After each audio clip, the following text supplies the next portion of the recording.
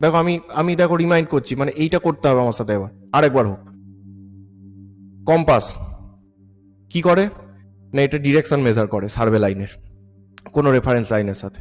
এটা একটা ইনস্ট্রুমেন্ট। এর গ্র্যাজুয়েটেড সার্কেলের যে ডায়ামিটার সেইটাই হচ্ছে ডেজিগনেশন। প্রিন্সিপাল কি, ট্রাভার্সিং। নোট করব, কি নোট করব, যে এটা আমরা দুভাবে করতে পারি। একটা লাইনের সাথে আরেকটা লাইনের অ্যাঙ্গেল কত, সেটা থিওডোলাইটে করি। আর একটা পারফেক্ট রেফারেন্স মানে মেরিডিয়ানের সাথে অ্যাঙ্গেল কত, তাহলে সেটা আমরা কম্পাসে করি। এরপর আমরা পড়ে গেছিলাম ডেফিনেশনে। ডেফিনেশনে গিয়ে আমরা কি পড়লাম, একটা হচ্ছে মেরিডিয়ান, একটা হচ্ছে বিয়ারিং। মেরিডিয়ান মানে কি, যেটা একটা ফিক্স রেফারেন্স যার সাপেক্ষে সার্ভে লাইনের মেজারমেন্ট নেওয়া হবে। এবার কি কি আসবে, চারটে উঠে এলো, যে true meridian, magnetic meridian, grid meridian, arbitrary meridian. True meridian মানে কি, ট্রু নর্থ, ট্রু সাউথ, অথবা geographical north, geographical south and the place. এই তিনটে প্লেসের মধ্যে দিয়ে যে ভার্টিক্যাল প্লেন পাস করছে তারই নাম হচ্ছে true meridian. Magnetic north, magnetic south and the plane, এই তিনটের মধ্যে দিয়ে যে ভার্টিক্যাল প্লেন পাস করছে তার নাম ম্যাগনেটিক মেরিডিয়ান। দুটোর মধ্যে হরাইজন্টাল অ্যাঙ্গেলের নাম ম্যাগনেটিক ডিক্লিনেশন। এছাড়া আর কি কি মেরিডিয়ান ছিল, গ্রিড মেরিডিয়ান ছিল। ট্রু মেরিডিয়ানের প্যারালাল যে কোনো দেশ একটা ফিক্স লাইন ধরে নিয়েছে তাহলে তাকে আমরা বলছি গ্রিড মেরিডিয়ান। গ্রিড মেরিডিয়ানের প্যারালালে আবার গ্রিড লাইন টেনে স্টেট এজেন্সিগুলো সেগুলোকে ফাইনালাইজ করে রাখতে পারে নেক্সট তাদের কাজে সুবিধার জন্য। আরবিটারি মেরিডিয়ান এনি লাইন বললাম, যে আমার বাউন্ডারি লাইনের সাথে কত অ্যাঙ্গেলে আছে, তাহলে এটা একটা আরবিটারি মেরিডিয়ান হিসেবে ট্রিট হবে। নেক্সট ছিল বিয়ারিং, বলতে কি বোঝায় না, পারফেক্টলি যে কোনো একটা রেফারেন্স লাইন রয়েছে তার রেসপেক্টে সার্ভে লাইন কত অ্যাঙ্গেল করছে, দ্যাট ইজ বিয়ারিং। তাহলে এই বিয়ারিংটা হরাইজন্টাল প্লেনে পাচ্ছি, তাহলে এটা আমি যদি ম্যাগনেটিক মেরিডিয়ানের সাথে লাইনটার অ্যাঙ্গেল নিই, ম্যাগনেটিক বিয়ারিং। যদি আমি ট্রুর সাথে নিই, ট্রু মেরিডিয়ানের সাথে, তাহলে ট্রু বিয়ারিং। গ্রিডের সাথে নিলে গ্রিড বিয়ারিং, আরবিটারির সাথে নিলে আরবিটারি বিয়ারিং। তাহলে এটা এখানে ক্লোজ হয়ে গেছিল। এরপরে এবার আমাদের কি কি পড়েছিলাম, যে এখান থেকে আমাদের আরও কতগুলো উঠে এসে ম্যাগনেটিক ডিক্লিনেশন বলতে কি বোঝায়, তাহলে অলরেডি বললাম ট্রু আর ম্যাগনেটিক মেরিডিয়ানের মধ্যে যে হরাইজন্টাল অ্যাঙ্গেল, যেটা কি কি হতে পারে, ইস্ট ওয়েস্ট অথবা জিরো হতে পারে। আচ্ছা, ইস্ট ওয়েস্ট অথবা জিরো মানে কি, magnetic meridian true meridian coincide করে যাচ্ছে, তার মানে হচ্ছে জিরো ডিক্লিনেশন। ট্রু নর্থের রেসপেক্টে ইস্টে চলে গেছে ম্যাগনেটিক নর্থ, তাহলে ম্যাগনেটিক ডিক্লিনেশন। ট্রু নর্থের রেসপেক্টে ওয়েস্টে চলে গেছে ম্যাগনেটিক নর্থ, তাহলে ওয়েস্ট ডিক্লিনেশন।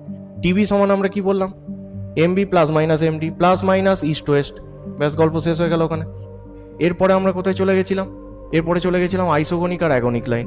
আইসোগনিক মানে হচ্ছে যে সেম ডিক্লিনেশন যে পয়েন্টে তাদেরকে কানেক্ট করছি যে ইমাজিনারি লাইন দিয়ে, তার নাম হচ্ছে আইসোগনিক লাইন। জিরো ডিক্লিনেশন যে পয়েন্টে তাদেরকে যখন কানেক্ট করছি যে লাইন দিয়ে, সেটাও একটা আইসোগনিক লাইন, স্পেশাল নাম হচ্ছে অ্যাগনিক লাইন। ক্লিয়ার হয়ে গেল। নেক্সট পয়েন্ট আমাদের কি ছিল, ডিপ ছিল, যে একটা ম্যাগনেটকে ফ্রিলি ভার্টিক্যালি যদি আমি মুভ করতে দিই, তাহলে জিরো জিরো হরাইজন্টাল লাইনের সাথে সেইটা কত অ্যাঙ্গেল করে আছে সেটাই হচ্ছে তার ডিপ ভ্যালু। হতে পারে 0 to 90, ইকুয়েটারে কত হবে, 0 হবে, পোলে কত হবে, 90 হবে। তাহলে এটা হচ্ছে আমার ডিপ বা ডিপ অ্যাঙ্গেল। ক্লিয়ার হয়ে গেল এটা। এবার যদি যে পয়েন্টের ডিপ একই, সেই পয়েন্টগুলোকে ইমাজিনারি লাইন দিয়ে কানেক্ট করছি, তাহলে সেটা আইসোক্লিনিক লাইন। জিরো ডিপ যে পয়েন্টের সেই যে ইমাজিনারি লাইনটা পাবো সেটাও একটা আইসোক্লিনিক লাইন, বাট তার স্পেশাল নাম আছে, তার নাম হচ্ছে অ্যাক্লিনিক লাইন। হয়ে গেল। এরপরে আমরা কি বললাম, যে আচ্ছা হোল সার্কেল বিয়ারিং কি, রিডিউস বিয়ারিং কি। যে হোল সার্কেল বিয়ারিং মেজার করি কিসে, প্রিজমেটিক কম্পাসে অথবা থিওডোলাইট। সার্ভেয়ার কম্পাস দিয়ে কি মেজার করি, রিডিউস বিয়ারিং বা কোয়াড্রেন্টাল বিয়ারিং। আচ্ছা, সার্ভেয়ার কম্পাসে কোথা থেকে মেজার করা হয়, নর্থ থেকে অথবা সাউথ থেকে। 0 0 থাকে, 90 90 থাকে, ওটা পরে যাচ্ছি। তাহলে নর্থ থেকে সাউথ থেকে মেজার করা যায়, 0 to 90 হতে হবে, আইদার ক্লক অথবা anti clock. Whole circle bearing এ কি বললাম, 0 থেকে যেতে হবে, নর্থ থেকে যেতে হবে, 0 to 360 যাবো, ক্লক ওয়াইজ যাবো। এটা ক্লিয়ার হয়ে গেল। এবার দুটোর মধ্যে সম্পর্ক পড়েছি, যে যদি আমার হোল সার্কেল বিয়ারিং 0 থেকে 90 ডিগ্রি নর্থ ইস্ট, ওইটা হবে আমার রিডিউস বিয়ারিং। কি করে পাবো, যা ভ্যালু ডাব্লিউসিবির ওইটাই বসবে। এবারে সেকেন্ড কোয়াড্রেন্ট, কোন কোয়াড্রেন্ট, ডাব্লিউসিবির ভ্যালু কত, 90 to 180, তাহলে রিডিউস বিয়ারিং কোন কোয়াড্রেন্টে হয়, এটা সাউথ ইস্ট হয়। কি করে ভ্যালু পাবো আরবির, না আমি 180 মাইনাস ডাব্লিউসিবি করবো, হয়ে গেল। থার্ড কোয়াড্রেন্টে যাবো, থার্ড কোয়াড্রেন্টে ডাব্লিউসিবির ভ্যালু কত থেকে কত, 180 থেকে 270। রিডিউস বিয়ারিং এর কোয়াড্রেন্ট কি হবে, সাউথ ওয়েস্ট হবে। কি করে ভ্যালুটা পাবো, না ওই যেটা ডাব্লিউসিবির ভ্যালু সেইটা মাইনাস 180 করবো, তাহলেই সাউথ ওয়েস্টে পেয়ে যাবো। এবার আসছে ফোর্থ কোয়াড্রেন্ট, ডাব্লিউসিবির ভ্যালু কত, 270 থেকে 360 ডিগ্রি। আচ্ছা, এখানে আমার রিডিউস বিয়ারিং এর কোয়াড্রেন্ট কি হয়, নর্থ ওয়েস্ট হয়। কি করে ভ্যালুটা পাবো, 360 থেকে ডাব্লিউসিবি বাদ দেবো, ব্যাস ক্লিয়ার হয়ে গেল এটা। তাহলে ছেড়ে গেলাম। এরপরে চলে যাবো আমরা টাইপ অফ কম্পাস কি কি ছিল। টাইপ অফ কম্পাসে আমরা পড়েছি যে trough compass, tubular compass, surveyor compass, prismatic compass. তাহলে ট্র কম্পাস প্লেন টেবিলে ইউজ হয়, প্যারালাক্সের প্রবলেম আসতে পারে, কিন্তু সেইটা টিউবুলার কম্পাসে সেই প্যারালাক্সের প্রবলেমটাকে মিটিয়ে দেওয়া হচ্ছে। এই দুটো গল্প শেষ এখানে। নেক্সট আসছে এবার সার্ভেয়ার আর প্রিজমেটিক। সার্ভেয়ারে কি মেজার করছি? কোয়াড্রেন্টাল বিয়ারিং, রিডিউস বিয়ারিং। আমরা প্রিজমেটিকে কি মেজার করছি? হোল সার্কেল বিয়ারিং মেজার করছি। এইবারে গল্পটা আসছে যে নিডলটা কিরকম থাকে। তাহলে সার্ভেয়ারে কিরকম দেখলাম? ছুচলো থাকে, তার মানে এজ বার টাইপ। আর প্রিজমেটিকে কিরকম দেখলাম? Broad needle type. এরপরে কি ছিল? জিআরবি আর GRN. Graduated ring fitted with box, আর ওখানে graduated ring fitted with needle. ব্যাস শেষ। দুটোতেই কি ঘুরবে না? নিডল কোথাওই ঘুরবে না, নিডল উত্তর দক্ষিণই শো করবে। বক্স আর লাইন অফ সাইট দুটোতেই ঘুরবে।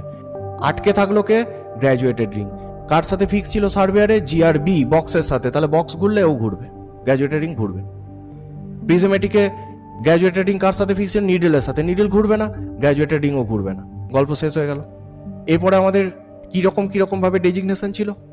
নর্থে সাউথে সার্ভেয়ার কম্পাসে, নর্থে সাউথে 0-0, ইস্ট ওয়েস্টে 90-90, কিন্তু নর্মাল পজিশন থেকে ইস্ট ওয়েস্ট জায়গায় ইন্টারচেঞ্জ করবে। প্রিজমেটিকে কি ছিল? জিরোটা সাউথ থেকে শুরু করে ক্লক ওয়াইজ যাব। ব্যাস গল্প শেষ হয়ে গেল ওখানে। এর পরের পয়েন্টে যেটা ছিল যে ওখানে আমার ই আর ডাব্লিউ জায়গা চেঞ্জ করছে, কিন্তু ওটা নর্মাল থাকছে। এইখানে এটা রিড করছে ওপর থেকে সার্ভেয়ার কম্পাসে, তাহলে এটা রাইট ওয়ে আপ আছে, কিন্তু ওখানে প্রিজমের থ্রুতে দেখছি উল্টো দিকে হয়ে আসছে, সেই জন্য ওখানে ইনভার্টেড ভাবে গ্র্যাজুয়েশনগুলো ছাপা থাকে। এটা ছিল। আর কি পড়লাম আমরা ওখান থেকে? আমরা গ্র্যাজুয়েটেড রিং থেকে আর কি পড়েছি? গ্র্যাজুয়েটেড রিং থেকে তো আর কিছু বললাম না। এরপরে চলে যাচ্ছে আমরা যদি আই ভেনে যাই, যে ওখানে স্লিটটা বা ওপেনিংটা কি ছিল? সার্ভেয়ারে স্মল ছিল, এখানে লার্জ হলো। হিঞ্জ মিরর এখানে থাকবে না, এখানে হিঞ্জ মিরর থাকতে পারে। আর কি বললাম? সানগ্লাস থাকতে পারে। ব্লু রেডের কনসেপ্টটা বললাম প্রিজমেটিকে। ওখানে খালি চোখে দেখছি, এখানে প্রিজমের থ্রুতে দেখছি। হ্যাঁ, রিডিং নেওয়ার এবং হচ্ছে লাইন অফ সাইট, মানে সাইটিং অ্যান্ড হচ্ছে রিডিং, সার্ভেয়ার কম্পাসে সাইমালটেনিয়াসলি হবে না, প্রিজমেটিকে হবে। ব্যাস এইটুকুই ডিফারেন্স ওখান থেকে আমরা পড়ে ফেলেছি। তাহলে ওইটা আমার মিটে গেল, তাহলে ওইটা হয়ে গেল। আর কি পড়লাম এখান থেকে আমরা? আর কি পড়লাম? ইনক্লুডেড অ্যাঙ্গেল পড়েছি। ইনক্লুডেড অ্যাঙ্গেলে কি পড়লাম? Included angle may be interior অথবা এক্সটেরিয়ার। এখান থেকে আমরা এআইসি মনে রেখেছি, এআইসিটি টিটা বাদ দিয়ে, তার মানে এআই অ্যান্টি ক্লক, তাহলে ইন্টেরিয়ারটা হবে, আর ক্লক তাহলে এক্সটেরিয়ারটা হবে। সব সময় মেজার করব ইনক্লুডেড অ্যাঙ্গেল কিরকম ভাবে? Clockwise. কোথা থেকে কোথায়? Preceding line to forward line. আর ওখানে কি পড়েছি আমরা? ইনক্লুডেড অ্যাঙ্গেল আর কি পড়লাম আমরা? এফবিএফএল মাইনাস বিবিপিএল, এটা হয়ে গেছে। নেক্সট আমরা পড়েছি 2n - 4x90, 2n + 4x90, interior exterior. ইন্টেরিয়ারে কম, এক্সটেরিয়ারে বেশি। এটা এখান থেকে হয়ে গেল। লোকাল অ্যাট্রাকশন কাকে বলবো? যে একটা ম্যাগনেটিক নিডলকে আমি যদি ফ্রিলি সাসপেন্ড করতাম, এখানে যদি ম্যাগনেটিক সাবস্টেন্স না থাকতো, তাহলে যে ডিরেকশন দেখাচ্ছে, এখন ম্যাগনেটিক সাবস্টেন্স আসার জন্য অন্য ডিরেকশন হয়ে গেল, তাহলে যতটা ডিভিয়েশন হলো সেই অ্যামাউন্টটাকেই বলছে লোকাল অ্যাট্রাকশন। দুভাবে এলিমিনেট করা যায়। ওপেন ট্রাভার্স কি করে করবো? প্রত্যেক স্টেশনে নেব, লোকাল অ্যাট্রাকশন ক্যালকুলেট করবো। ও ক্লোজ ট্রাভার্স, তাহলে কি করবো? ইনক্লুডেড অ্যাঙ্গেল লাগাবো, ওখান দিয়ে বার করবো। এটা মিটে গেল। চেন সার্ভে কম্পাস সার্ভে পার্থক্য কি? চেন সার্ভে কোথায় করছি? Small area, level ground, fairly level ground, simple details, অল্প ডিটেলস আছে। এরকম করছি। লার্জ করছি, আন্ডুলেটেড হতে পারে, রাফ হতে পারে। আর কি হতে পারে? যে আমার এখানে ক্রাউডেড ডিটেলস হতে পারে। এটা একটা পার্থক্য। Chain survey cheap, compass survey তার থেকে কস্ট বেশি। চেন সার্ভে যতটা সিম্পল, তার থেকে এটা ডিফিকাল্টি একটু বেশি, সেটা প্লটিং করা হোক বা মেজারমেন্ট নেওয়া হোক, এনিথিং। আর কি বললাম? চেন সার্ভেতে শুধুমাত্র লিনিয়ার মেজারমেন্ট নিলে হয়, কোনো অ্যাঙ্গুলার মেজারমেন্ট দরকার নেই। কম্পাস সার্ভেতে দুটোই দরকার। টেপ বা চেনের হেল্প নিয়ে লিনিয়ারও নিচ্ছি, আর কম্পাসের হেল্প নিয়ে অ্যাঙ্গুলারও নিচ্ছি। আর কি পড়েছি এখান থেকে? যে চেন সার্ভেতে দেখা যাচ্ছে যে শুধুমাত্র আমার চেন বা টেপের কারেকশন করলেই হতো, কিন্তু এখানে যেহেতু কম্পাস আছে, কম্পাসেরও কারেকশন করতে হবে। তো এইগুলো হয়ে যাচ্ছে আমার চেনের সাথে কম্পাস সার্ভের ডিফারেন্স। হ্যাঁ, কিন্তু কম্পাস সার্ভে আমরা কোথায় করবো না? যেখানে যদি দেখা যায় যে সমস্ত স্টেশনগুলো heavily affected by local attraction, তখন এটা সুইটেবল না। খুব ম্যাগনেটিক জোন বা ম্যাগনেটিক ফিল্ডের জন্য এটা সুইটেবল না। এটা গেল।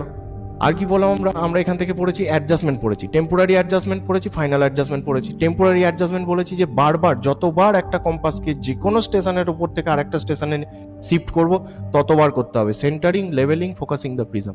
যদি প্রিজমেটিক কম্পাস না হয় ফোকাসিং দ্য প্রিজম বাদ, তাহলে শুধু সেন্টারিং, লেভেলিং। সেন্টারিং কি দিয়ে করবো? প্লাম বব দিয়ে করবো, ঢিল ফেলে করবো। লেভেলিং কি করে করবো? আইদার ট্রাইপডে থাকতে হবে অথবা আমার কম্পাসে থাকতে হবে। ওখান থেকে গল্প শেষ।